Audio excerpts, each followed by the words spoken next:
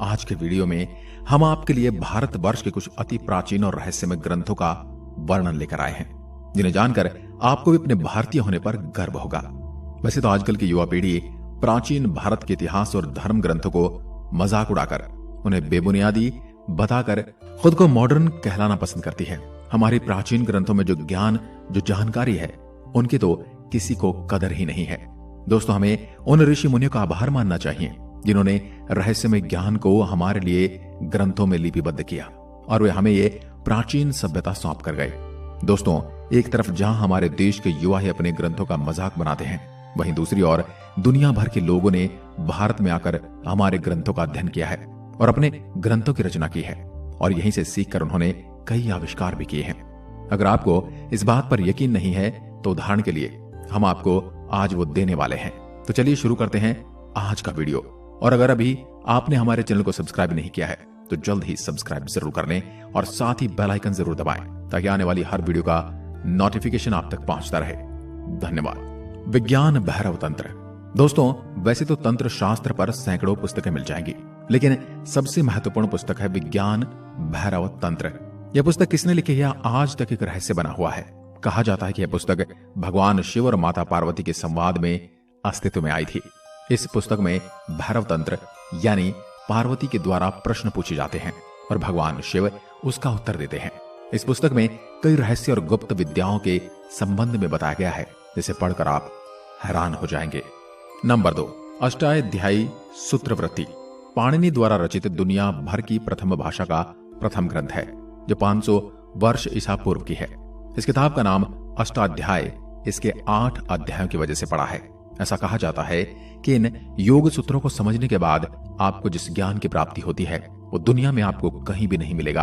पाणिनि के इस ग्रंथ पर महामुनि कात्यायन का विचित्री वृत्त ग्रंथ है और इसी तरह महर्षि पतंजलि ने इस ग्रंथ पर विषाद विवरणात्मक ग्रंथ महाभाष्य लिखा। योग सूत्र में ही अष्टांग योग की चर्चा की गई है।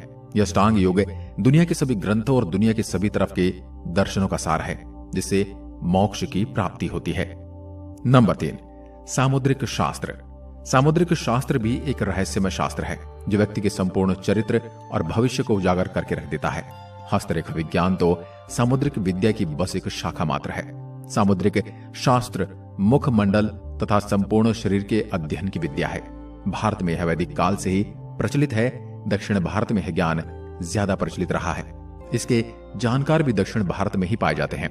इस विज्ञान का उल्लेख प्राचीन काल ज्योतिष शास्त्र में भी मिलता है और ज्योतिष शास्त्र की ही भांति सामुद्रिक शास्त्र का जन्म भी लगभग 5000 साल पूर्व में ही हुआ था। इसका प्रचार प्रसार सर्वप्रथम ऋषि समुद्र ने किया था, इसलिए इसका नाम उन्हीं के नाम पर सामुद्रिक शास्त्र हो गया। भारत से यह विद्या यूनान, चीन, रोम और इजराइल तक पहुंचेगी और आगे चलकर यह संपूर्ण यूरोप में फैल गई। कहा जाता है कि ईसा पूर्व 423 में यूनानी विद्वान इन शास्त्रों को पढ़ाया करते थे। इतिहासकारों के अनुसार हिपांजस और हगल की विधि पर सुनहरे अक्षरों पर लिखी सामुद्रिक ज्ञान की एक पुस्तक मिली, जिसे सिकंदर महान को भेंट कर दिया गया था। नंबर 4, उपनिषद। दोस्तों, उपनिषद का नाम तो आपने सुना ही होगा। इसकी कुल संख्या 108 है। उपनिषद भारत का सर्वोच्च मान्यता प्राप्त विभिन्न दर्शनों का संग्रह है और इसे वेदांत भी कहा जाता है। उपनिषद भारत के अनेकों ऋषि मुनियों के वर्षों के गंभीर चिंतन और मनन का परिणाम है। उपनिषदों को आधार मानकर इनके दर्शनों को सभी भाषा में रूपांतरित कर विश्व के अनेकों धर्मों और विचारधाराओं का जन्म हुआ। जगत गुरु आदि शंकराचार्य जी ने जिन 10 उपनिषदों पर अपना भाष्य लिखा, उन्हें प्रमाणिक माना गया है। उपनिषद वेदों का सार है। उपनिषद में कई रोचक और अलौकिक और रहस्यमय बातें कही गई हैं। इसे पढ़कर आपके सोचने का नजरिया बदल जाएगा। नंबर 5, बेताल पच्चीसी। बेताल पच्चीसी भारत की लोकप्रिय कथाओं में से एक है। बेताल पच्चीसी हमें सम्राट विक्रमादित्य की न्याय शक्ति का बोध कराती है। इसमें बेताल सम्राट विक्रमादित्य को प्रतिदिन एक कहानी सुनाता है और अंत में सम्राट से एक प्रश्न पूछता है, लेकिन यदि सम्राट ने कुछ बोला तो बेताल फिर से पेड़ पर जा लटकेगा और यदि प्रश्न का उत्तर नहीं दिया तो सम्राट का सिर फट जाएगा। इसे भारत की पहली घोस्ट स्टोरी माना जाता है। माना जाता है कि बेताल पच्चीसी की कहानियों का स्रोत राजा सातवाहन के मंत्री गुणानिधि द्वारा रचित बरकाहा नामक ग्रंथ को दिया जाता है, जिसकी रचना ईसा पूर्व में 495 वर्ष पूर्व हुई थी। कहा जाता है कि यह किसी पुरानी और प्राचीन भाषा में लिखा गया था और इसमें 7 लाख छंद थे। आज इसका कहीं भी कोई भी अंश प्राप्त नहीं है। नंबर 6, रस रत्नाकर। प्राचीन भारत के महान रासायनिक शास्त्री नागार्जुन के नाम तो आप सभी ने सुना ही होगा। उनके जन्म स्थान और समय पर कोई सटीक जानकारी नहीं है, क्योंकि इस पर सबके अलग अलग मत हैं। रासायनिक शास्त्र में उनकी 2 पुस्तकें रस रत्नाकर और असेंद्र मंगल बड़ी प्रसिद्ध हैं। चिकित्सा विज्ञान के क्षेत्र में इनकी प्रसिद्ध पुस्तक कक्ष पूट तंत्र, आरोग्य मंजरी, योग सार और योगाष्ट हैं। रस रत्नाकर में रस यानी पारे के यौगिक बनाने के प्रयोग दिए गए हैं। इसमें देश में धातु कर्म और कामीय गरी के स्तर पर सर्वेक्षण भी दिया गया था। इसके अतिरिक्त रस रत्नाकर में रस बनाने के प्रयोग दिए गए हैं। इसमें धातु का सामग्री के स्तर पर सर्वेक्षण किया गया था।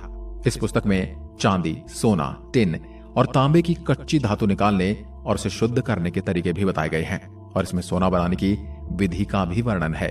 पुस्तक में विस्तार पूर्वक बताया गया है कि अन्य धातुएं सोने में कैसे बदली जाती हैं। यदि सोना न भी बने तो फिर रसागम विस्मन द्वारा ऐसी धातु बनाई जा सकती है जिनकी पीली चमक सोने जैसी होती है, जिसमें हिंगुल और टीन जैसे केल्माइन से पारे जैसी वस्तु बनाने का तरीका भी लिखा गया है। नंबर 7, व्यामनिक शास्त्र। यह एक रहस्यमय किताब है और इसके रचयिता हैं ऋषि भारद्वाज। उन्होंने इस किताब में विमान बनाने की जिस तकनीक का उपयोग किया था उसका प्रचलन आधुनिक युग में भी होने लगा है। ऋषि भारद्वाज ने यंत्र सर्वस्य नामक वृद्ध ग्रंथ की रचना की थी और इस ग्रंथ का कुछ भाग स्वामी ब्रह्मा मुनि ने विमान शास्त्र के नाम से प्रकाशित करवाया था। कहा जाता है कि इस दिव्य ग्रंथ में उच्च और निम्न स्तर पर विचरण करने वाले विविध धातुओं के निर्माण का विवरण मिलता है। नंबर 8, अथर्ववेद। अथर्ववेद के सूत्रों को समझना बेहद ही कठिन है। इस वेद में कई तरह की विद्याओं का वर्णन मिलता है, जैसे प्राण विद्या, मधु विद्या, सम्मोहन विद्या, विकर्षण विद्या एवं संवर्ग विद्या आदि। वर्तमान में प्रचलित रेकी विद्या का जन्म भी इसी विद्या से हुआ है। दरअसल इस विद्या का जिक्र हमें अथर्ववेद के 13वें अध्याय में मिलता है। अथर्ववेद के अनुसार यदि किसी षड्यंत्रकारी ने यदि घूस देकर अथवा किसी अन्य उपाय से आपका हित किया है तो आप किसी यक्ष का स्मरण करके ध्यान अवस्था में रहते हुए भी आभास पा सकते हैं कि आपके खिलाफ कहां कौन सा कुचक्र हो रहा है। कुछ इसी तरह की विधायक विद्या है संवर्ग विद्या, जो उपनिषद योगिन गाड़ीवान को आती थी। यह गाड़ीवान ही रेकी ऋषि थे। इनका नाम गाड़ीवान इसलिए था क्योंकि अपनी गाड़ी में ही सोते थे। रेकी ऋषि ने विराट से झरती ऊर्जा को सीधे सीधे ग्रहण करने की विधि अपनाई थी। उनकी इसी विद्या को जापान में रेकी कहा गया है। कई लोग इसके पीछे का इतिहास नहीं जानते हैं, इसलिए वे रेकी को जापानी विद्या मानते हैं। और इसी के साथ आपको यह भी बता दें कि सम्मोहन यानी हिप्नोटिज्म का जन्म भी अथर्ववेद से ही हुआ है।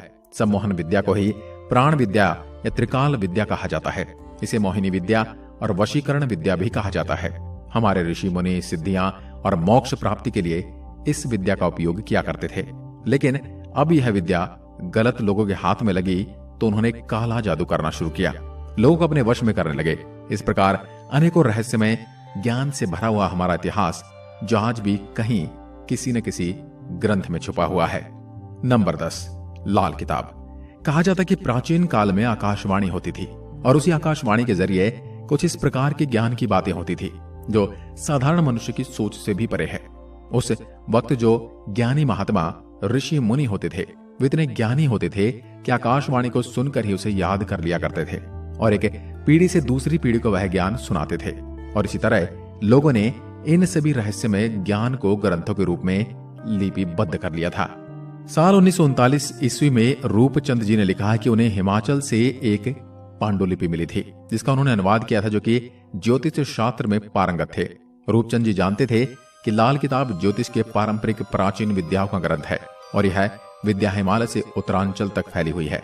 और इसके बाद में इसका प्रचलन पंजाब से अफगानिस्तान तक फैला, जिसके बाद अंग्रेजों के काल में इस विद्या के बिखरे सूत्रों को इकट्ठा कर जालंधर निवासी पंडित रूपचंद जोशी ने सन 1939 ईस्वी में 383 पृष्ठों वाली एक किताब प्रकाशित की जिसका नाम लिखा गया लाल किताब। तो दोस्तों, आज की वीडियो में बस इतना ही। इनमें से किस किस ग्रंथ के बारे में आपने पहले से सुन रखा था हमें कमेंट में लिखकर जरूर बताएं। और एक बार फिर मिलते हैं एक और ऐसी ही रहस्यमय वीडियो के साथ। तब तक के लिए नमस्कार, धन्यवाद।